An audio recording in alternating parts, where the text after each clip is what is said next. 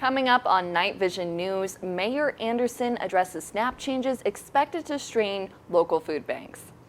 Meister Singer Honor Band brings high school musicians to campus for a weekend of music and fun. Good morning, Wartburg. Welcome to Night Vision News. I'm Josephine Lunescas-Broomhall. And I'm Allie Parkhurst. We're excited to start your day with the latest campus highlights and stories. Kristen Happel has been elected the new mayor of Waverly in a landslide victory, receiving over 92% of the vote across all 5 precincts. Her win reflects strong community confidence in her commitment to build strong connections throughout Waverly. In the City Council Ward 1 race, Luana Harmon defeated Scott Wallace with nearly 62% of the vote, bringing a new voice to one of Waverly's most active districts. We spoke with Dr. Mariah Bergen, who says elections like these show the impact of voting in Waverly, from public safety and infrastructure to education and community development. This probably means the most to the college students because these are the people who are going to affect their life for the next 4 years, right? Is the road in front of the college going to be open or is it going to be closed? When is the bridge opening? What about the movie theater? What do we know about that? What about the pedestrian bridge? I know the cross-country runners want to know when their routes are going to open up. And so those are the people who actually make decisions about that for college students and for the rest of the campus. So it's the community part that I think is most important to students, right? Students, yeah, they care about national issues, but it's the local stuff that actually affect their life. The election shows how important voting is in Waverly and how local government affects daily life, from public safety to education and community services. On Wednesday, students and faculty gathered at Wartburg Chapel for a special Day of the Dead service of celebration, focused on grief, remembrance, and honoring loved ones who have passed. Participants were encouraged to bring photos for the altar, while letters and flowers were provided to create a meaningful tribute. We spoke with Andrea Guevara, who says this event provides an important opportunity to reflect on loss, celebrate life, and bring the community together in a shared moment of remembrance. We hope that people can take away that is understanding the tradition and grief. So it's maybe at chapel they can expect talking about grief. If anyone wants to talk, just commemorate someone that passed away from them, someone loved.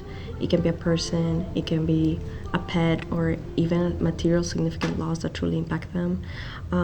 They can help with bringing pictures to the altar. There are going to be a minute of silence with Palo Santo. There's going to be a traditional Peruvian drink if they want to try it out. There are going to be letters and candles as well, so they can write it down to their loved ones. The service gave students a chance to honor family and friends, reflect on their memories, and celebrate Day of the Dead as a tradition that blends personal reflection with community connection. Students at Wartburg College have access to a valuable resource on campus. The Wartburg College Food Pantry is located in the old hub workroom of the Seaman Student Center and is open to all students Monday through Friday from 8 a.m. to 4:30 p.m. and again from 7 to 9 p.m. Students can also contact campus security to arrange access by appointment. We spoke with Hannah Radswell, who says the food pantry provides an important way to support students' well-being and make sure everyone on campus has access to nutritious food. It definitely could have a bigger impact. Not a lot of kids know about it, so primarily for the international students, especially over breaks when the Mensa is closed. We're hoping to expand just so people know about it. Like this year, orientation, it was included in tours. It's more talked about now, but making sure kids who need it actually go there, because it's not just for international students, even like sports kids too, who are over break or when the Mensa is closed. Anybody who needs it, getting there, that would be hopefully the impact we're having to make. The Wartburg College Food Pantry provides students with a reliable resource, helping to promote health, well-being, and a stronger sense of community on campus. This past weekend, Wartburg College hosted the annual Meister Singer Honor Band Festival, bringing together some of the area's most talented high school students. The festival, led by Wartburg's Director of Bands and Associate Professor of Music, provided students with the opportunity to work with expert conductors and experience high-level ensemble performance. we spoke with Director of Bands Dr. Leah Sneed, who shares her music education and a commitment to student development through the ensemble performance.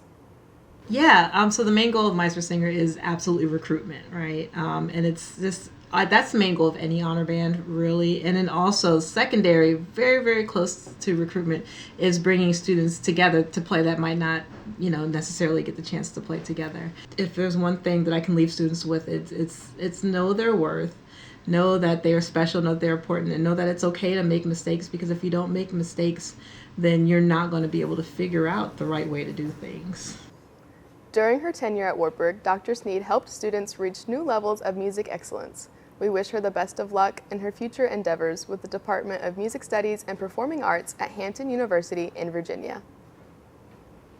The Wartburg Players recently presented their fall production of You Can't Take It With You, a comedy by George S. Kaufman and Moss Hart. The play centered on the bizarre Sycamore family as they strive to impress the conservative parents of their daughter Alice's fiancé, leading to a series of hilarious and unexpected moments. Audiences enjoyed a funny and heartwarming performance, making the fall production of You Can't Take It With You a memorable experience for Wartburg students, faculty, and community members. Congratulations to all who participated in this production. Coming up after the break, we'll bring you the latest update on the Bremer Avenue Bridge in downtown Waverly. Stay with us. Discover more possibilities at Wartburg College. Explore your interests, pursue your passions, and gain the skills that lead to big opportunities. Carve your own path through rich, hands-on experiences inside and outside the classroom. Our engaged faculty know you by name and go the extra mile. Study abroad, complete internships, and make meaningful connections that will last a lifetime. Choose an area of study that prepares you for what's next. Experience more at Wartburg College. For most of my career, I saw leadership as management. I equated the two together, like, oh, you had to be a manager of people or a director of people. And it took me a long time to realize that those are not one and the same. The most impactful piece of the program was the cohort format, and it being online really helped. Working full-time and going to school is a lot of work, but it also felt like a community that we built together. Learn more about Wartburg's Master of Arts and Leadership. Visit wartburg.edu. Construction on one of Waverly's busiest routes is nearly complete after months of delays. Night Vision News reporter Josephine Luneskis-Broomhall has more on the progress being made on the Bremer Avenue Bridge project. Hello, Wartburg. We are right now standing right by the construction of the Bremer Avenue Bridge with great news. Construction on the Bremer Avenue Bridge is expected to be completed by late November, according to officials from the Iowa DOT. Most recently, on October 16th, they laid the new traffic deck, and now all that's left to do is start on the barriers between traffic and the sidewalk. According to officials from the Iowa DOT, it is expected to be completed by November 28th if weather causes no further delays. However, once the bridge is completed, it is incredibly likely that there will still be construction going on with the sidewalks. However, traffic will be allowed to pass over the bridge. Reporting for Night Vision News, this is Josephine Luneskis-Broomhall. Thank you to Josephine Luneskis-Broomhall and Jace Holtz for that update on the Bremer Avenue Bridge. Should the current federal government shutdown in effect since October 1st continue, families and individuals who rely on SNAP benefits, formerly known as food stamps, could face delays in receiving their monthly assistance. In Bremer County, SNAP supports about 500 households, or 1,000 individuals, with monthly benefits totaling around $155,000, or an average of $310 per household. We spoke with Mayor Mark Anderson, who says these programs are crucial for local families and any delays can have real impacts on the community. So there are really two things going on. There's a reduction in SNAP benefits of 50%. So if your family was getting, say, $200, now you're only going to get $100. But you have to remember that it takes a long time for that change to take place. So people will not get their checks right away. They'll have to wait.